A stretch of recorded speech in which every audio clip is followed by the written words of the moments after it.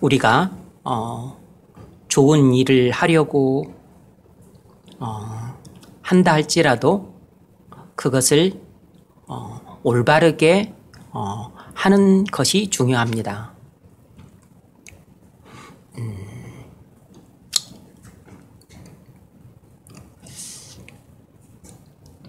우리가 구제를 하는 것은 좋은 일입니다. 그런데 구제를 할 때 자기가 구제했다는 사실을 이 사람 저 사람에게 알리면서 하는 구제는 그다지 도움이 되지 않을 뿐만 아니라 잘못하면 구제받는 사람들을 크게 시험 들게 할 수 있습니다. 그러니까 구제하는 것은 좋은 일이지만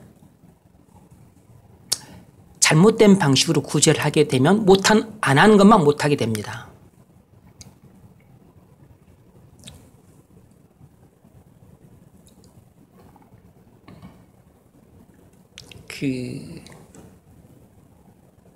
전도도 마찬가지입니다.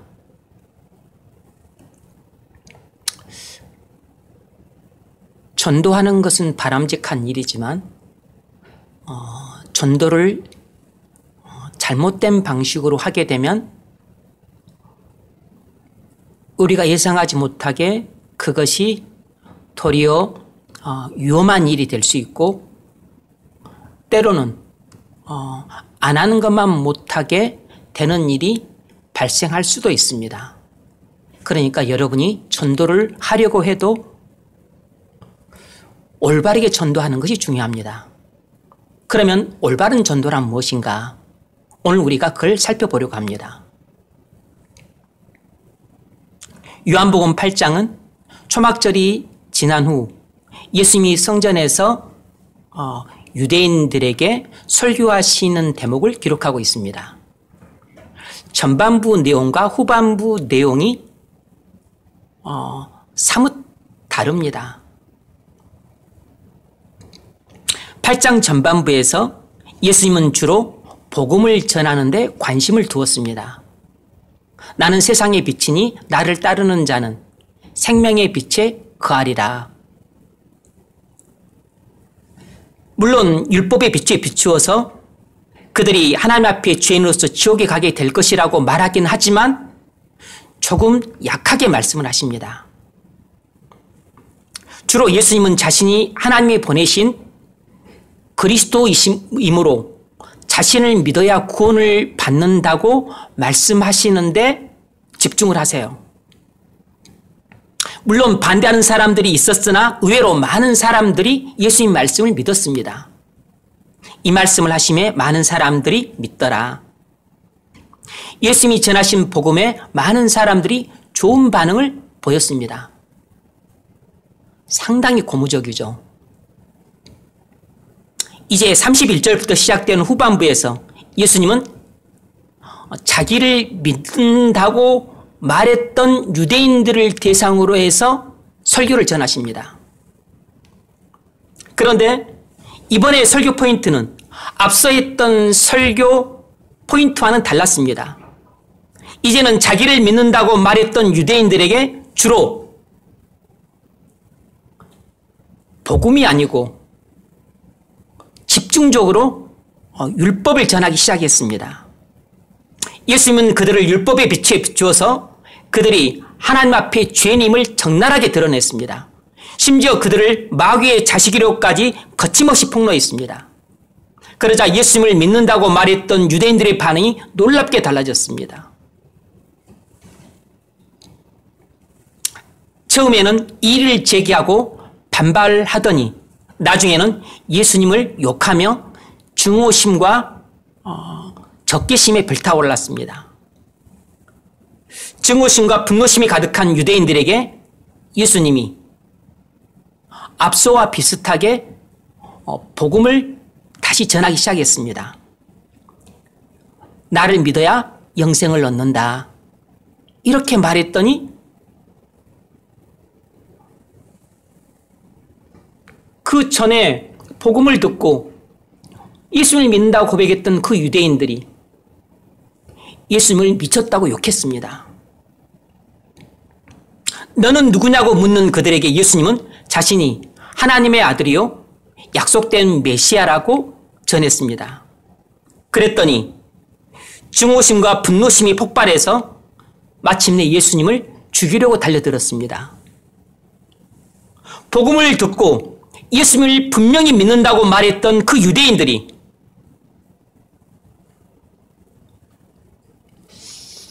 율법을 집중적으로 듣더니 거부하고 반발을 했습니다. 그러더니 그 거부감과 반발감과 그리고 그 증오심과 분노심이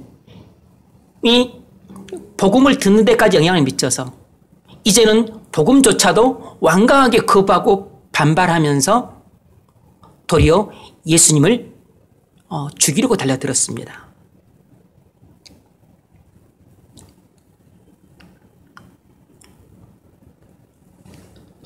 복음을 들었을 때는 예수님께 무척 좋은 반응을 보였었는데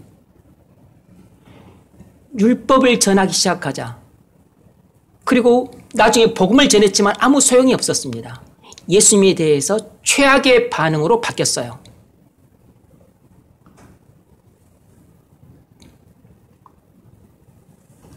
상당히 충격적이죠.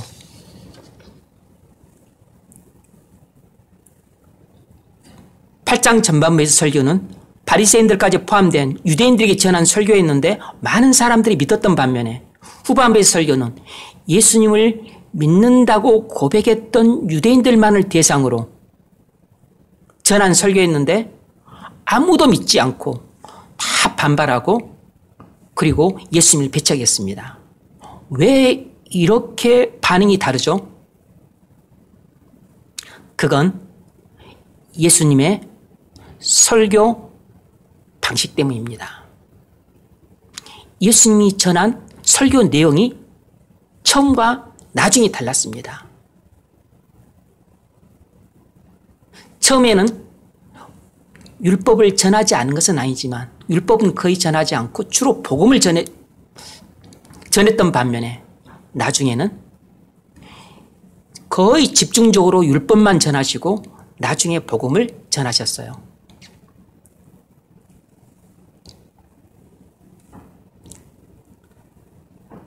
팔 장 전반부에서 예수님은 유대인들에게 주로 복음을 전했습니다.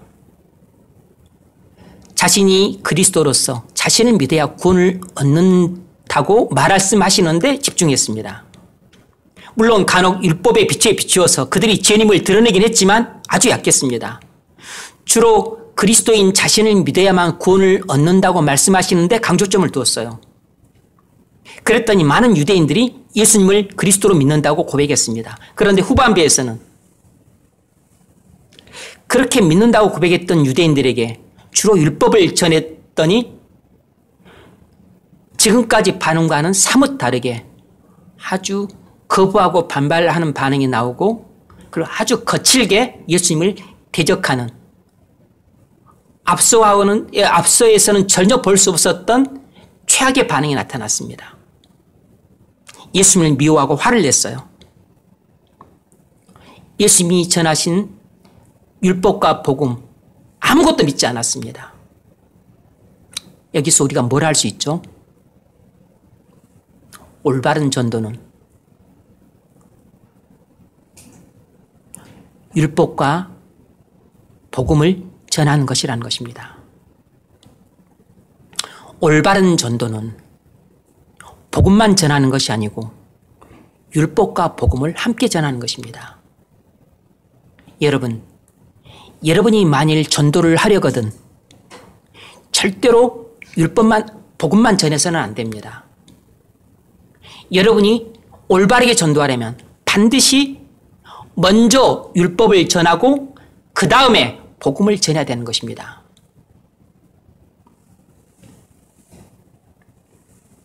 예수님이 유대인들에게 주로 복음만 전했을 때는 반발이 없었던 것은 아니지만 그러나 사실상 거의 반발 없이 많은 유대인들이 믿었습니다.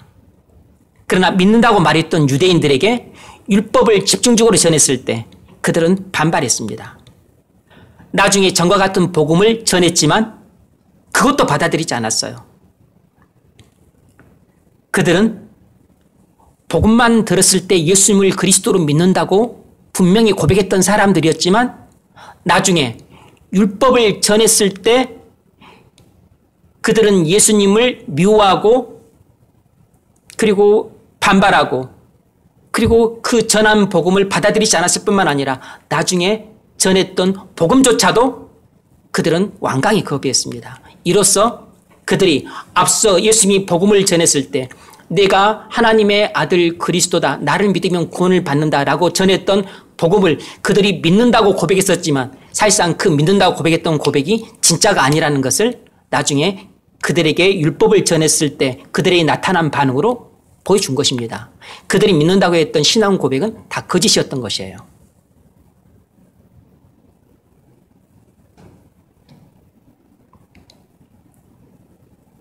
나중에 율법을 전하지 않은 채 처음 복음을 듣고 믿는다고 말한 사람들을 만일 구원받았다고 선포했더라면 예수님이 큰 실수를 할 뻔했습니다.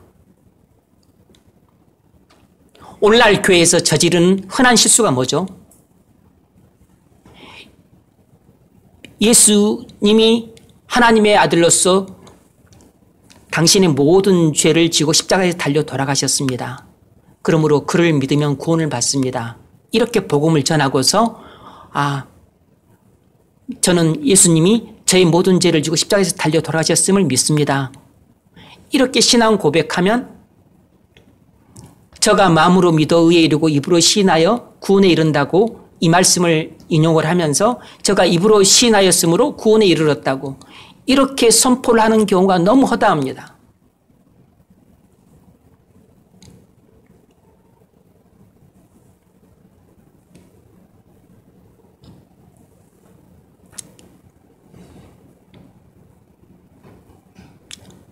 많은 사람들이 지탄하기도 하고 안 좋아하는 분들도 많이 있지만 순복음교회 그 유명한 목사님 계시죠? 그분뿐만 아니라 이제 또 많은 교단이나 교회에서 그렇게 예수 그리스도를 믿는다고 입으로 시인하고 고백하면 구원받았다고 대부분 선포를 해요. 그런 것이 정말로 믿고 구원받은 사람도 있지만 아닌 경우도 있는데 그런 것을 대부분 간과를 하는 경향이 있습니다. 예수 믿고 구원을 받았지만 아직 잘하지 않아서 그렇다. 나중에 이미 생명은 들어갔다. 나중에 지금은 이제 예수 믿고 구원받아서 이제 막 태어난 것이다. 그래서 그냥 아기 때 똥 싸고 오줌 싸듯이 그냥 똥 싸고 오줌 싸는 것이다. 믿음이 자라면 이제 똥도 가리고 오줌도 가린다. 이렇게 말씀을 하시는데 이것이 맞는 사람인 경우도 있고 안 맞는 사람인 경우도 있는 것입니다. 예수 믿는다고 고백해서 정말 구원받은 사람도 있고 아닌 사람도 있는 것이에요. 저는 제가 존경하는 목사님이 물론 교단이 다르고 신학이 다르기 때문에 충분히 그럴 수 있다는 인정을 하지만 그렇게 가르치시고 또 어딜 가서라도 설교를 그렇게 하시는 걸 보면서 좀 마음이 무거웠습니다.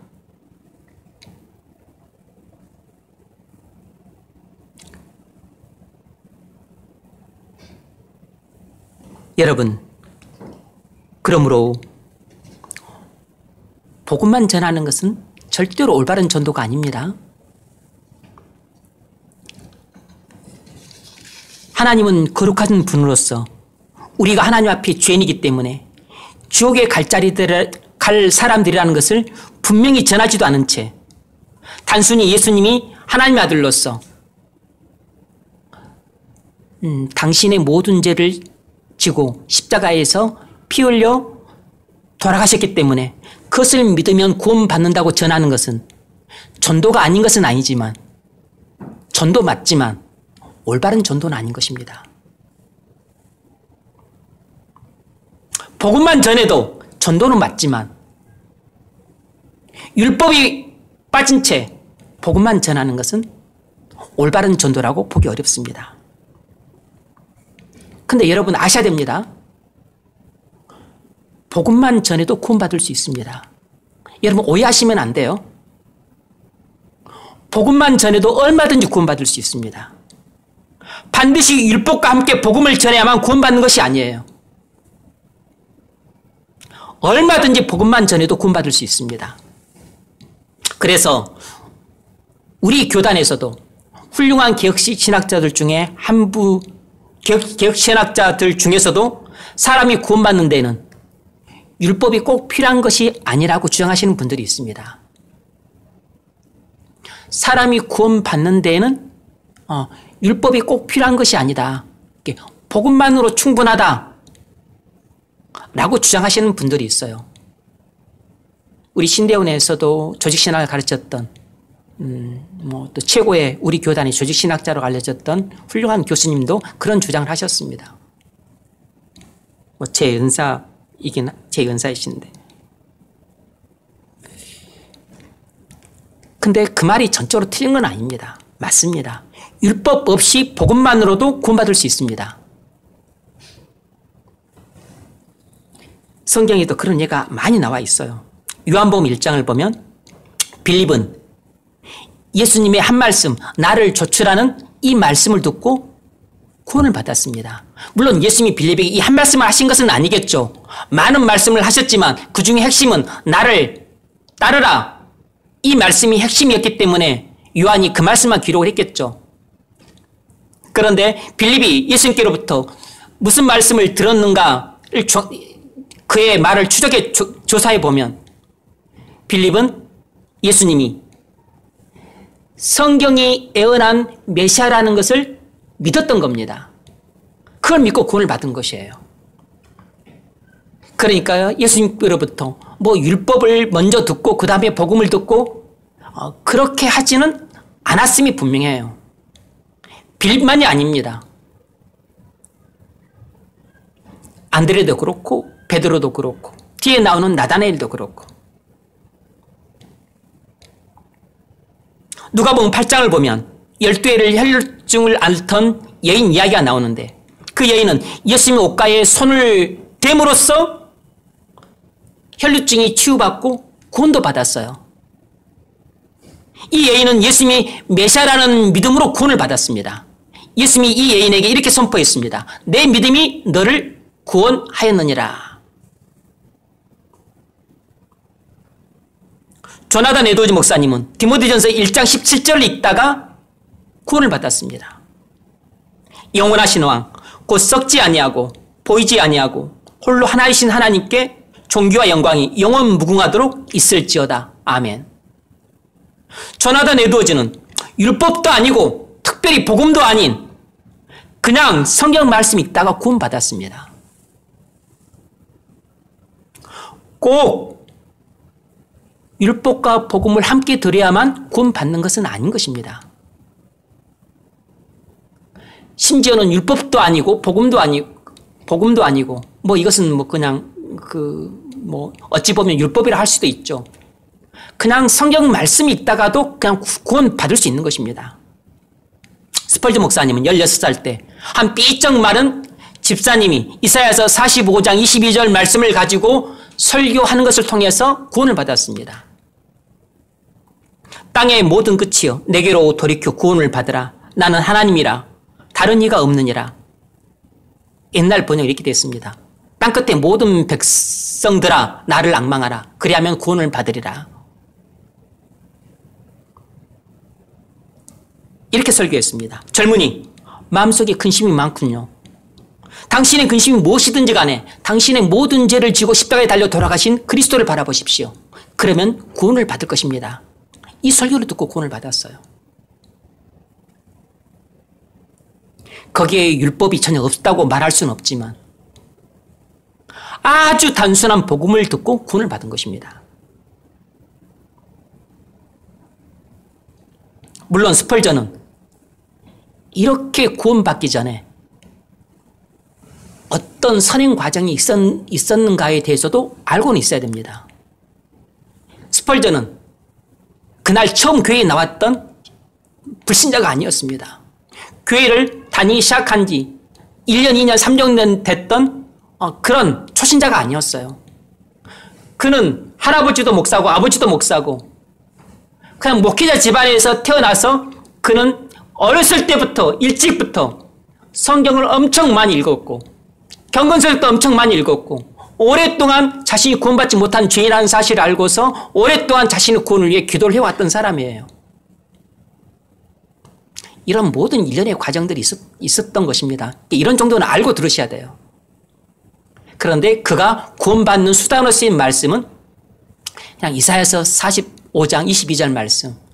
그냥 이 말씀을 통해서 그 집사님이 전한 한마디 복음이 그에게 구원의 수단이 됐던 것입니다.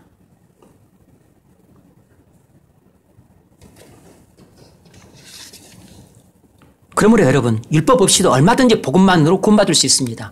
심지어 완전히 복음의 내용이 아니고 단순한 성경 말씀만을 통해서도 얼마든지 구원받을 수 있어요. 그러나 우리가 알아야 됩니다.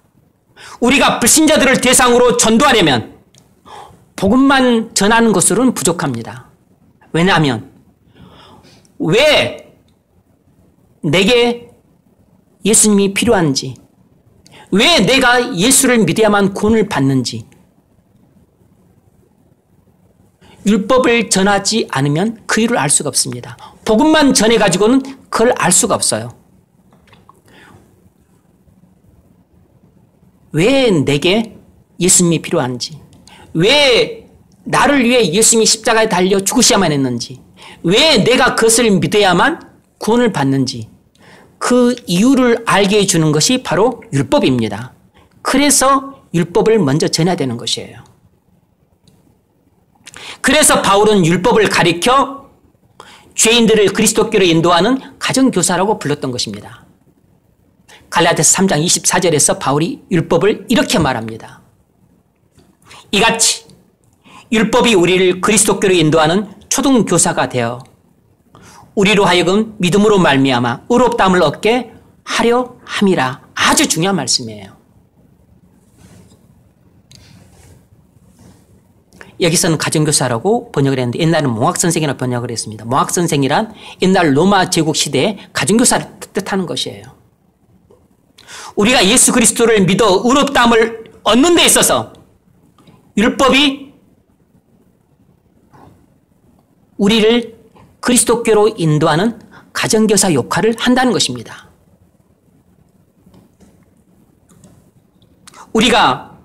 율법은 우리가 하나님 앞에 죄임을 깨닫게 해주는 말씀입니다. 이 율법의 빛에 비춰봤을 때 사람들은 자기가 죄인임을 분명히 깨닫게 됩니다. 그래서 영원히 죽을 죄인이 자기에게 예수님이 필요하다는 것을 깨닫습니다. 예수님이 자기 죄를 지고 십자가에서 죽으셨기 때문에 그 피를 믿음으로 죄사함을 받는 것이 필요함을 깨닫게 돼요. 그래서 율법이 필요한 것입니다. 그래서 율법을 죄인들을 그리스도께 인도하는 가정교사라고 부르는 것이에요. 그러나 여러분, 가정교사는 꼭 필요한 존재는 아닌 것입니다. 가정교사가 있으면 학업의 목표를 달성하는데 큰 도움을 받는 건 사실이지만 가정교사 없이도 우리는 얼마든지 학업의 목표를 달성할 수 있습니다. 마찬가지로 가정교사인 율법의 도움을 받으면 우리는 훨씬 수월하게 예수 그리스도께 인도받을 수 있지만 가정교사인 율법의 도움 없이도 우리는 예수 그리스도를 믿고 구원받을 수는 있는 것입니다. 어떻게 말이죠? 성령께서 때로는 율법도 아니고 복음도 아니고 그냥 어떤 말씀을 가지고 역사하셔서 우리에게 구원을 주실 수 있기 때문입니다. 이것이 꼭 율법이냐 복음이냐 그것에 따라서 우리의 구원이 결정되는 게 아니고 우리의 구원은 전적으로 성령의 능력에 달려있는 것이에요. 말씀은 도구일 뿐인 것입니다. 성령께서는 그냥 율법을 도구로 우리를 구원하실 수도 있는 것이고 복음을 도구로 구원하실 수도 있는 것이고 특별히 율법이나 복음의 성격도 아닌 그냥 성령 말씀을 가지고도 우리를 구원하실 수 있는 것이에요. 성령께서는 직접 말씀을 통해 역사하셔서 한순간에 여러분이 죄림을 깨닫고 예수님이 그리스도이심이 믿어져서 구원받을 수 있게 하실 수 있습니다. 빌립과 12의 혈루증을 앓던 여인이 그냥 복음을 듣고 구원을 받은 것입니다. 조나단 에드워즈와 스펄전도 구원받을 당시에 특별히 막 그 율법과 그 복음을 함께 들었기 때문에 구원을 받은 것이 아니고 그냥 율법을 통해 구원을 받은 것이고 복음을 통해 구원을 받은 것이에요. 그러니까 제가 여러분에게 염려를 하는 건 뭐냐면 여러분의 사고가 너무 화석화되면 안 된다고. 제가 전하지도 않았는데 여러분은 더욱 여러분의 생각을 견고하게 하기 위해서 사람이 구원받을 때에는 복음만 전해서는 절대로 안 되고 반드시 율법과 복음을 전해야만 이 설교를 들어야만 사람은 구원받을 수 있다. 제가 전하지도 않았는데 제가 가르치지도 않았는데 이렇게 자기 마음속으로 본인이 이렇게 화석화시켜 놓는 경우들이 있어요. 여러분 그건 아주 극단적입니다. 절대로 그런 것이 아닙니다. 저는 여러분에게 이렇게 가르친 적이 없어요. 제 고종사촌 형수님은 목사님 신방 마친 후에 방에서 혼자 찬송가 앞에 나와 있는 주 기도문을 읽다가 구원을 받았습니다. 주 기도문이 도대체 무엇인고 궁금해서 그냥 읽었습니다. 하늘에 계신 우리 아버지여 이름이 거룩히 여김을 받으시오며 갑자기 성령이 역사했습니다. 하나님이 뜬금없이 찾아와서 이놈아 왜 이제야 왔느냐 내가 너를 얼마나 기다렸다고 말씀하시면서 형수님을 불덩이처럼 뜨겁게 안아주셨습니다. 예상치 못하게 갑자기 하나님의 사랑이 자기 마음에 부어지자 하나님의 아버지로서 자기를 얼마나 사랑하고 계신지 자기가 얼마나 오랫동안 하나님 아버지를 멀리 떠나서 이 세상에서 악하게 살아왔는지 그리고 하나님이 자기처럼 악한 죄인을 위해 아들을 보내서 십자가에서 나의 모든 죄를 대속해 주셨다는 것이 한순간에 다 믿어진 것입니다. 그렇게 구원을 받은 것이에요. 특별히 율법의 도움 없이 성경에 기록된 하나님 말씀만으로 구원받은 것입니다. 그러므로 여러분 중에 아직까지 구원받지 못한 사람들이 있다면 여러분은 항상 기대를 갖고 성경을 읽으셔야 됩니다. 여러분은 항상 소망을 갖고 설교를 들으셔야 돼요. 여러분은 항상 하나님을 앙망하는 마음으로 책을 읽으셔야 됩니다. 여러분은 모든 가능성을 열어두고 하나님 앞에 무릎을 꿇고 기도를 하셔야 돼요. 하나님은 마음만 먹으면 언제든지 여러분에게 구원을 주실 수 있습니다. 반드시 율법과 복음을 함께 전하는 복음 전도 설교를 드려야만 구원받는 것이 아니에요.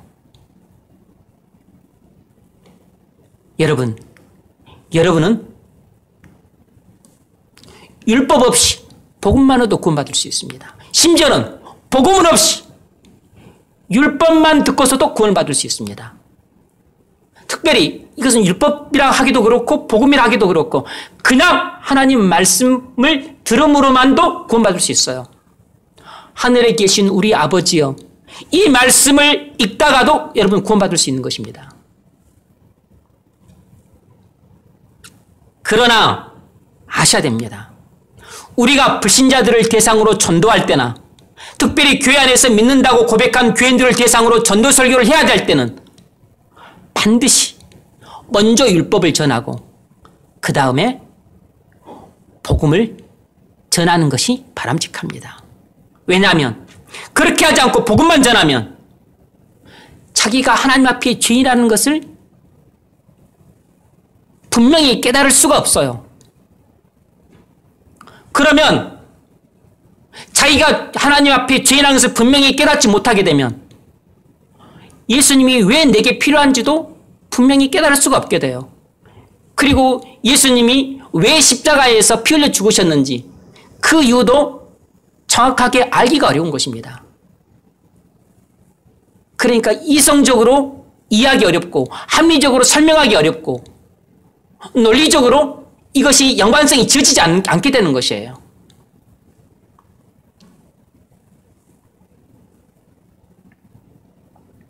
그리고 자기가 죄인임을 깨닫지 못하는 사람은 예수 그리스도를 믿는다는 고백도 믿기가 어려운 것입니다. 자기가 분명히 죄인임도 깨닫지 못하는 사람이 자기 죄를 지고 십자가에 달려 돌아가신 예수님이 나의 구주라고 하는 고백이 뭔가 석연치 않은 것이에요. 오늘 본문에서도 예수님이 주로 복음만 전했을 때 그렇게 믿는다고 말했던 수많은 유대인들이 자신들을 율법 앞에 세워서 하나님의 진노 아래에 있는 죄인이라고, 너희는 마귀의 자식이고 하나님의 자녀가 아니라고 이렇게 정죄했을 때 그것을 다 거부했습니다. 그리고 나중에는 예수님이 하나님의 아들 그리스도라고 이렇게 복음을 전했을 때조차도 이것마저도 거부하고 믿지 않았어요. 그러니까 율법을 믿음으로 받아들이지 않은 사람은 복음도 믿음으로 받아들이지 않는 것입니다. 율법을 거부하는 사람은 복음도 거부하는 것이에요. 그러나 복음만 전했을 때는 그것을 거부하지 않고 받아들이는 사람들이 많아요. 왜죠?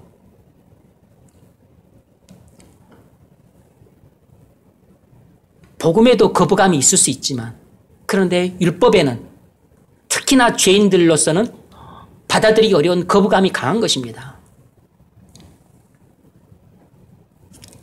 사람들이 자신이 하나님 앞에 죄인이고 그리고 지옥 가야 돼 마땅하고 그리고 하나님의 심판이 지금 너 위에 있고 지금 죽으면 지옥 간다고 말하면 되게 기분 나빠하고 불쾌하고 자기는 착하게 살아왔는데 좋은 일 많이 했는데 자기가 죄인이라는 것에 대해서는 불쾌하고 기분 나빠서 듣기 싫어하지만 그러나 일반 세상 사람들도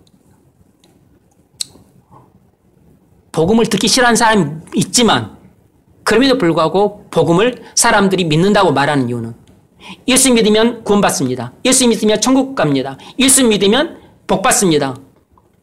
이것은 예수를 믿어서 천국은 가고 싶으니까 그래서 이것은 믿는다고 고백하는 사람들이 많은 것이에요. 복음이 거부감이 전혀 없는 것은 아니지만 율법에 비해서는 거부감이 적은 것입니다. 복음에 비하면 율법은 거부감이 아주 큰 것이에요.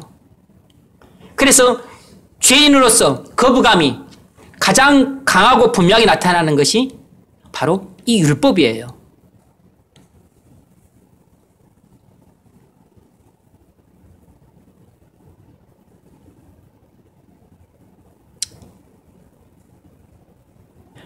복음만 전하면 자기가 죄임을 깨닫지도 못한 채 예수 믿으면 천국 간다고 하니까 많은 사람들이 예수를 믿는다고 고백을 하는 것입니다.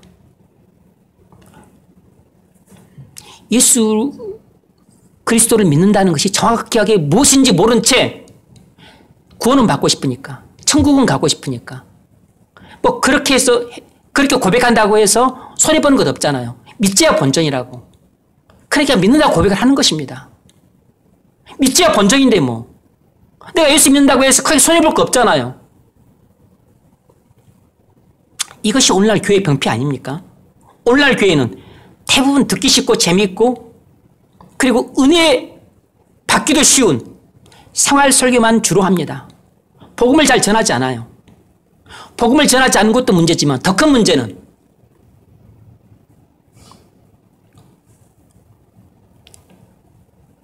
율법과 함께 복음을 전하는 전도 설교를 하지 않는다는 것입니다.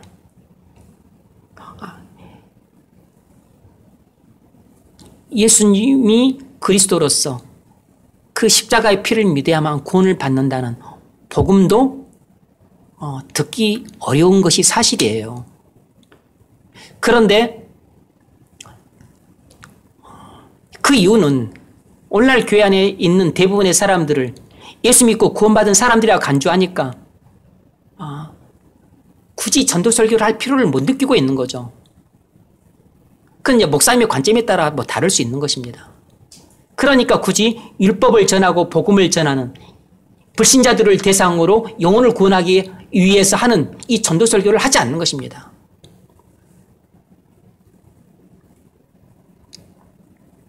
오늘날 교회에서 자취를 감추다시피 한 설교는 복음 설교가 아니고 전도 설교입니다. 그래서 그 김민수 목사님이 어디죠? 그 디트로이트에서 사역할 때 자기 교회 그 사정도 가장 안타까운 것이 그 점이라고 이야기를 했습니다. 목사님이 성품도 아주 훌륭하시고 아주 인격적이시고 그리고 또 자기한테 또 너무 또 잘 대해주고 그런데 한 가지 아쉬운 것은 사람들을 하나님의 율법 앞에 세우는 그런 설교를 듣기 힘들다고 그러니까 일반적인 설교를 하시는 것입니다.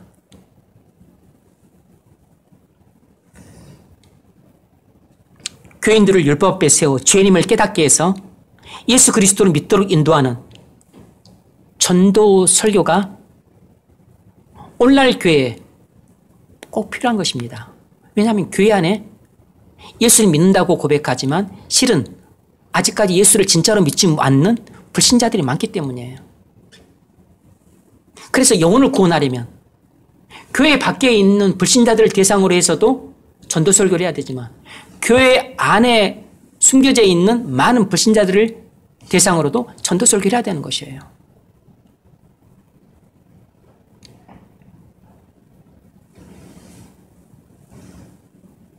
그래서 오늘날 교회는 믿는다고 고백한 사람들은 많아도 진짜로 믿는 그리스도인들은 드문 것입니다. 왜 우리는 불신자들에게 전도할 때나 교회 안에 있는 불신자들에게 전도할 때 율법과 복음을 함께 전하는 전도 설교해야 될까요? 그것은 율법을 전할 때야 비로소 사람의 본색이 드러나기 때문입니다. 율법을 전하기 전까지 그냥 단순히 예수님이 그리스도이심으로 그를 믿어야만 구원을 받습니다 라고 전하는 복음을 전할 때는 사람의 본색이 잘 안 드러나요. 복음을 전할 때도 사람의 본색이 전혀 안 드러나는 것은 아니지만 율법을 전할 때 사람의 본색이 적나라하게 드러납니다. 예수님이 복음만 전하셨을 때 예수님이 복음만 전했을 때에도 바리새인들은 반발해서 자기 본색을 쉽게 드러냈지만 많은 유대인들은 자기 본색을 드러내지 않았습니다. 많은 유대인들은 자기 본색을 드러내지 않고 예수 그리스도를 믿는다고 고백했다고. 하지만 그렇게 믿는다고 말했던 유대인들에게 율법의 강한 빛을 비추어서 그들을 하나님 앞에 발가벗겼더니 그래서 그들의 죄악된 실상을 적나라하게 드러내자 그들이 강력하게 반발했습니다. 그리고 극렬하게 혐오감을 드러냈어요. 뭘 할 수 있죠? 사람은 율법의 빛에 비춤받아 자기의 죄악된 실상이 적나라하게 드러날 때 그때 비로소 자기 본색을 드러낸다는 것입니다. 사람은 하나님의 율법 앞에 섰었을 때 그때 비로소 자기의 본색을 드러냅니다. 어떻게 말이죠? 마음이 강팍하고 그리고 하나님의 원수는 그렇게 자신을 하나님의 율법 앞에 세워서 자신이 죄인됨을 적나라하게 드러냈었을 때 그런 설교를 강하게 거부하고 그렇게 자신을 정죄하는 설교자를 강하게 미워하고 그리고 그런 설교에 대해서 적대감을 드러냅니다.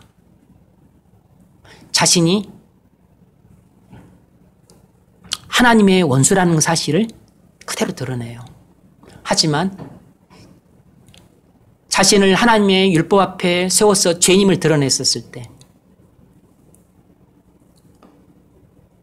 자신이 죄인이란 사실을 깨닫고서 마음이 무너져 내리면서 통해 자복하는 회개를 하고 그리고 예수 그리스도를 바라보고 그를 믿고 구원을 받기 위해서 십자가 앞으로 달려가는 사람은 정말로 구원받을 사람인 것입니다. 그래서 누가 마음이 강팍한 원수인지 누가 구원받을 구원받을 그런 사람인지 율법을 전했을 때 알 수 있는 것이에요. 복음만 전해가지고는 알 수 없는 것입니다.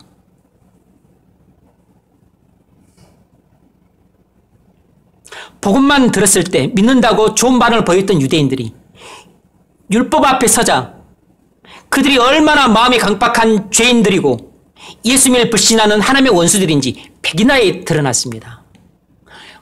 율법을 전하기 전까지는 그들의 그 정체가 감춰져 있었어요. 복음만 전해가지고는 여러분 우리 자신의 정체를 알 수가 없습니다. 우리가 복음만 듣고서는 우리 자신의 정체를 알 수가 없어요. 왜냐하면 예수 믿고 구원을 받고 싶으니까 예수 믿고 나의 모든 죄 문제가 없어지면서 천국 가고 싶으니까 예수 믿으면 복 받는다고 했으니까 믿는다고 고백해도 내가 손해질 게 없잖아요. 믿지 봐야 본전인데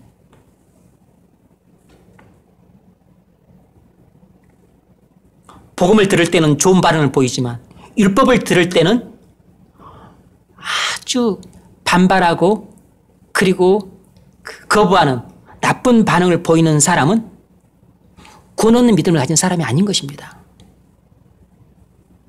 그래서 이 사람이 구원받을 사람인지 아니면 이 사람이 하나님을 대적하는 원수 자리에 선 사람인지를 알려면 복음이 아니고 율법을 전해야 돼요. 그러므로 여러분 복음 전해서 이제 예수님 믿고 교회 열심히 다니겠다고 좋은 반응을 보인 사람일지라도 그 속내는 정확히 알 수 없습니다. 복음으로만 구원받을 수 있지만 우리가 복음을 듣고 보이는 좋은 반응으로는 정말로 내가 어떤 믿음을 가졌는지 내 자신도 모르는 것입니다. 율법과 복음을 전하면 많은 불신자들이 반발해요. 교회 안에 있는 많은 불신자들도 반발합니다. 물론 율법과 복음을 전하는 전도설교를 듣고 자기가 영 죽을 죄인으로서 예수 그리스도를 믿는다고 고백하지만 사실은 구원받지 못한 사람들도 많이 있습니다. 그러나 복음만 전했을 때보다 전도설교를 했을 때 거짓 신앙을 가진 사람들이 훨씬 적은 법이에요.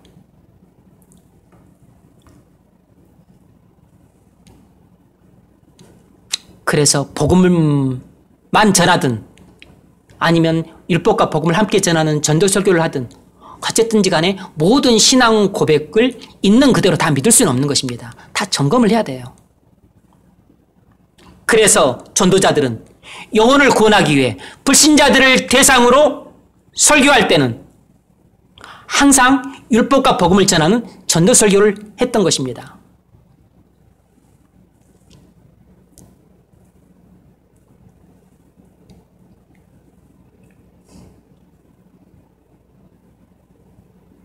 잠옷을 잘 듣고 있죠? 마태복음 3장을 보면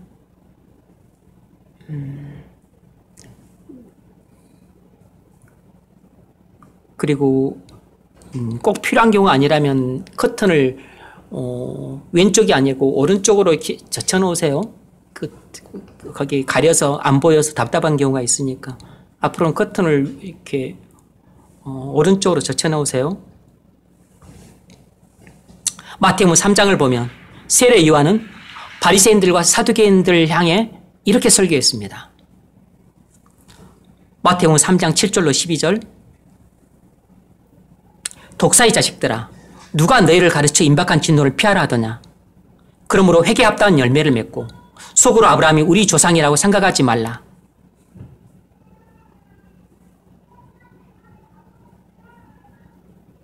그리고서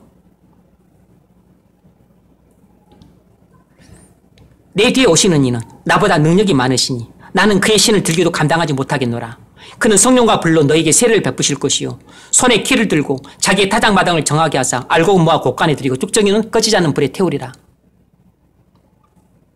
세례 요한은 바리새인들과 사두개인을 향해 거침없이 너희는 하나님의 진노 안에 있는 죄인들이라고 정죄하고 회개를 촉구했습니다. 그리고 머지않아서 메시아가 오셔서 구원을 베풀 것이라고 말했습니다. 먼저 율법을 전하고 그 다음에 복음을 전하는 전형적인 전도 설교를 했습니다. 그랬더니 세례 요한의 설교를 들은 많은 사람들 중에 많은 사람들이 예수님을 믿었다고 성경이 기록하고 있어요.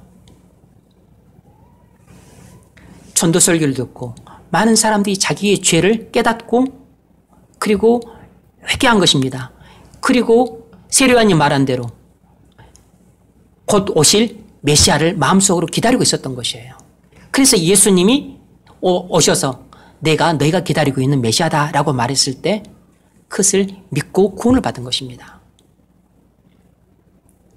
사도행전 2장을 보면 베드로가 오순절 날에 설교를 합니다.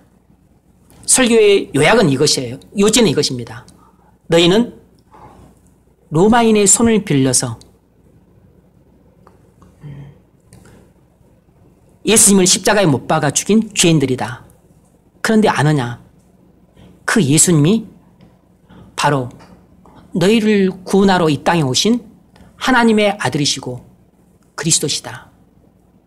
그런데 그분은 너희가 십자가에 못 박아 죽였지만 다시 살아나셔서 승천하셨다. 바로 예수님이 주 하나님이시고 그리스도 메시아다. 이렇게 설교를 했어요.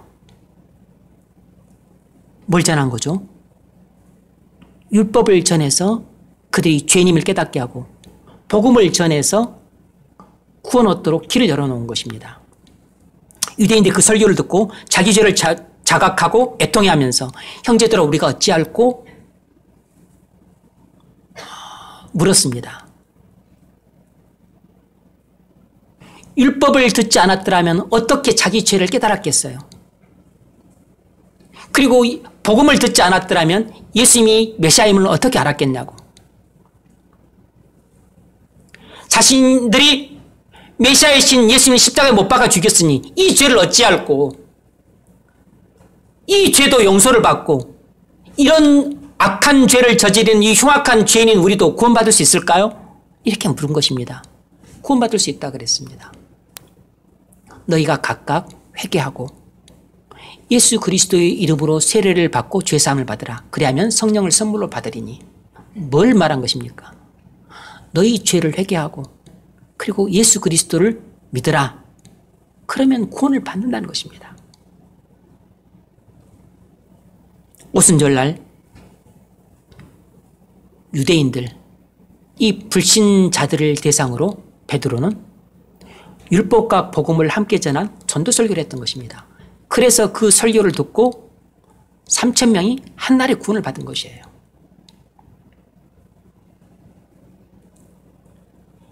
예수님이 요한복음 3장을 보면 니고데모에게도 전도 설교를 하십니다. 그가 아직 하나님 나라에 들어가지 못한 죄인이라고 몇 번 말씀을 하세요. 물론 완곡하게 말씀하셨죠. 네가 거듭나지 않았다. 그래서 네가 하나님 나라 못 들어간다. 하나님 나라 못 본다. 그러고 나서 나중에 아주 확실하고도 분명하고도 명확한 복음을 전하시죠. 하나님이 세상을 이처럼 사랑하사 독생자를 주셨으니 이는 저를 믿는 자마다 멸망치 않고 영생을 얻게 하려 하심이라.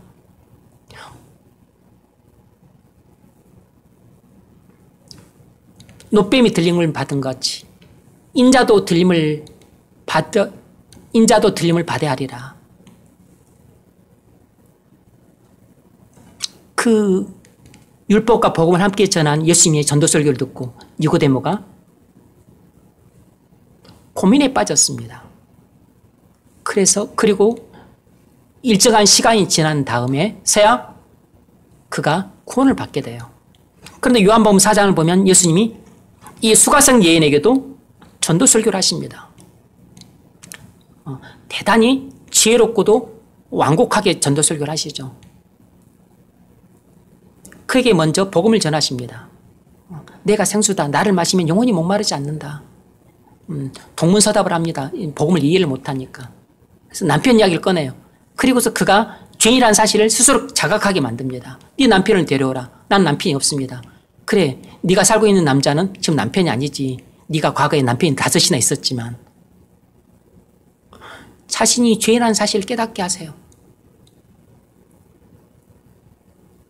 그리고서 나중에 말씀하시기를 그래, 네가 말하는 메시아가 바로 나다 라고 복음을 전하십니다.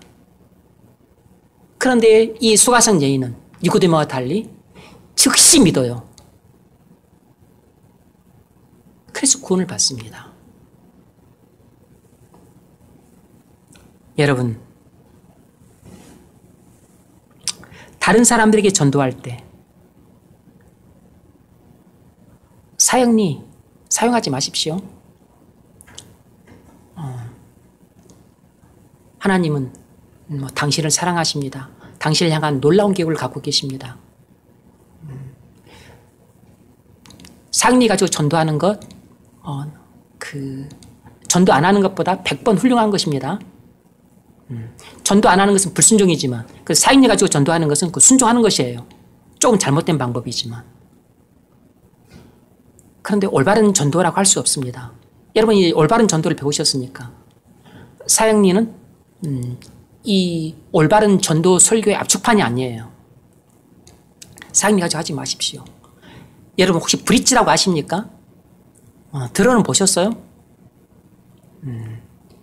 브릿지라고 아주 간단한 그림으로 된 거 있습니다. 그림도 아니고 안에 딱 펴면 4장이 있습니다. 첫 번째 장은 까만색, 두 번째 장은 빨간색, 세 번째 장은 하얀색, 네 번째 장은 노란, 황금색으로 돼 있어요.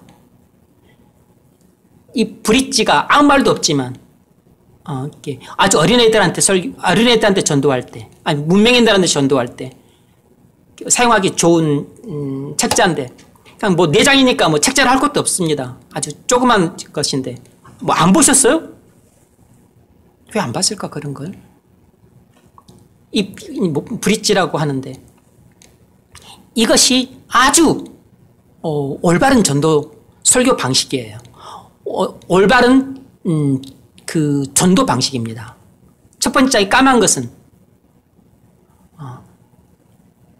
당신이 아무리 착해도 하나님께서 보실 때에는 당신 안에 죄가 가득하기 때문에 당신은 이 검은색처럼 당신 마음이 아주 검은 죄인입니다 라고 전해요. 우리가 다 죄를 짓는 것다는 것을 알고 있으니까, 그래서 우리가 이렇게 많은 죄들을 짓는 것은 우리 마음이 이렇게 검은색처럼 더럽고 악하기 때문입니다. 그래서 이 죄를 가지고서는 우리가 하나님이 계신 천국에 갈 수 없습니다. 그래서 우리는 다 지옥에 갑니다. 그래서 이 검은색 하나 가지고 사람들을 율법 앞에 세울 수 있어요.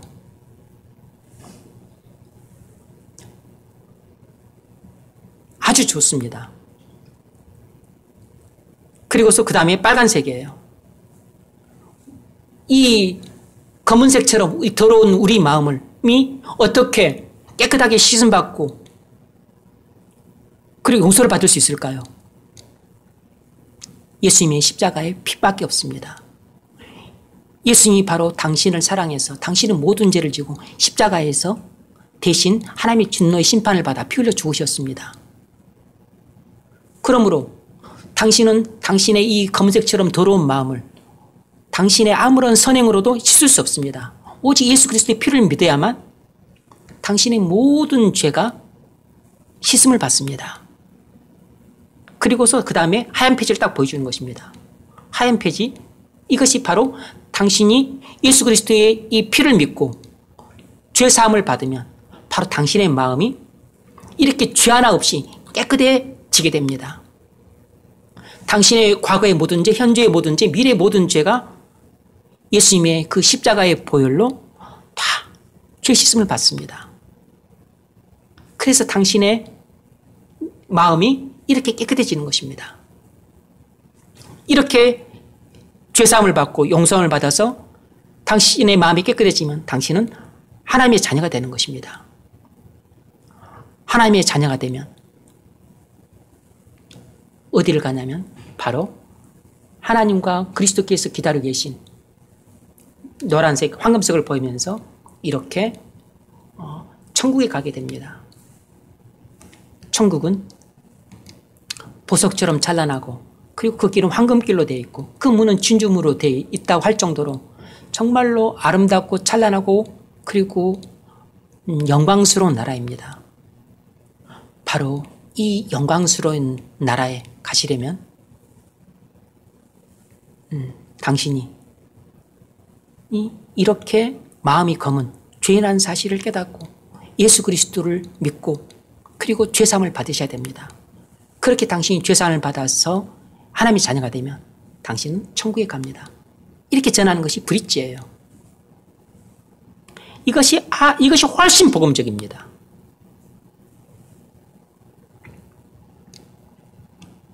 그래서 여러분들이 혹 어린애들한테 전도할 때는 그 브릿지 가지고 전도를 하시면 훨씬 쉬워요. 아주 복음적일 뿐만 아니라 아주 쉽다고. 그리고 딱 이걸 보여주니까 애들한테는 아주 딱입니다. 딱이에요. 그러나 여러분, 다른 사람들에게 전도하는 것도 필요하고 중요하지만 정말 필요하고 중요한 것은 여러분이 여러분 자신에게 전도를 하는 것입니다. 여러분이 구원받고자 한다면 먼저 여러분 자신을 자주 율법의 빛에 비춰보십시오. 하나님이 얼마나 거룩하시고 공의로우신 분이신지를 묵상하십시오. 바라보십시오. 그리고 자신이 얼마나 죄가 가득하고 악함이 가득한 죄인인지를 자주 묵상하고 바라보십시오. 그래서 여러분의 잘못된 좌우간이 깨져야 됩니다. 자신에 대한 망상이 깨져야 돼요. 다른 사람에 대한 원망, 환경에 대한 불평, 주어진 상황에 대한 그 불만, 이것이 전부 내가 악하고 그리고 내가 내 죄 때문이라는 것을 깨달아야 됩니다. 내가 생각하는 것처럼 내가 그렇게 거룩한 사람이 아니고 의로운 사람이 아니고 죄악이 가득하고 허물이 가득하고 그리고 부정함과 불결함이 가득한 죄라는 사실을 보셔야 돼요. 그래서 여러분의 마음이 얼마나 교만한지 얼마나 높아져 있는지, 그래서 하나님이 나는 하나님께서 나를 사랑하실 것으로 생각을 했는데 하나님이 나를 사랑하실래야 사랑하실 수가 없는지 그걸 보셔야 됩니다. 그래서 자가 깨지고 교만이 무너져 통해 자복하는 회개에 이루고자 한다면 여러분을 하나님의 율법 앞에 자주 세우셔야 됩니다. 그 일을 여러분 스스로 하셔야 돼요. 그러면서 여러분의 모든 죄를 십자가에서 지고 하나님의 심판을 받아 죽으신 그리스도를 바라보십시오. 하나님이 아들을 십자가에 달리게 하시기까지 여러분을 얼마나 사랑하시는지 그 사랑을 깊이 묵상을 하십시오.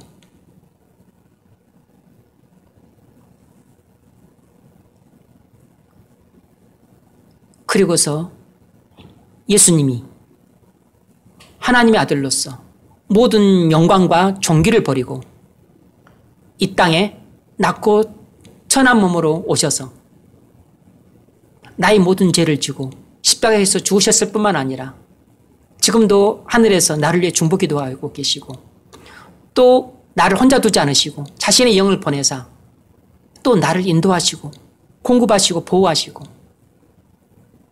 그리고 나를 물샐 틈 없이 지키시고 눈동자같이 보호하시고 그래서 나를 저 천성길로 인도하시는 그 사랑이 끝도 없이 계속되고 있다는 사실을 깨달으셔야 됩니다.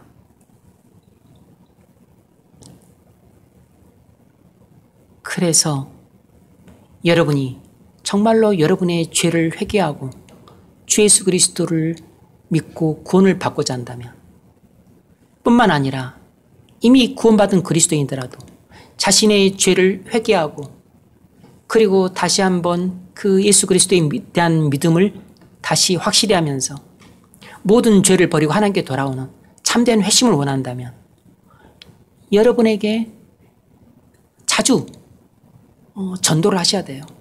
자신을 율법 앞에 세우고 그리고 끊임없이 자신에게 복음을 전해야 됩니다. 그래서 율법과 복음은 구원받지 못한 불신자들만 필요한 게 아니고 통해 자복하는 참된 회개를 원하는 모든 그리스도인들에게 다 필요한 것이에요.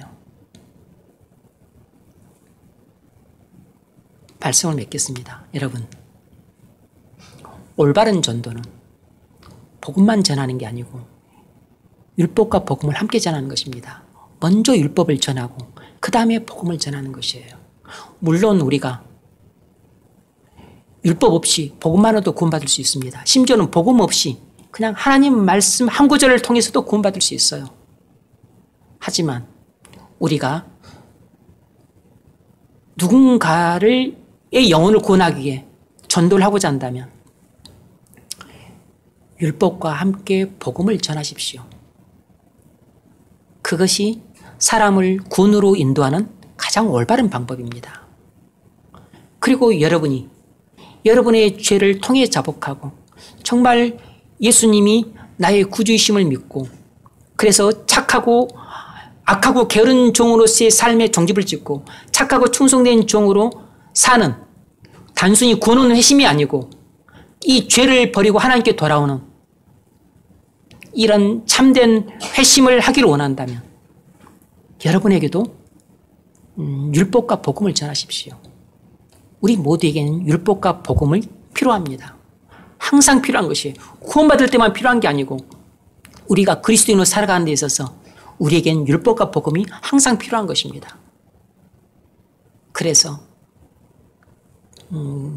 아직 구원받지 못한 사람들은 구원을 받고 그리고 이미 구원받은 사람들은 또 이 율법과 복음을 통해서 다시 회개하고 또 예수 그리스도를 믿음으로 순종하는 그런 성도의 삶을 살 수 있기를 주의 이름으로 축원합니다.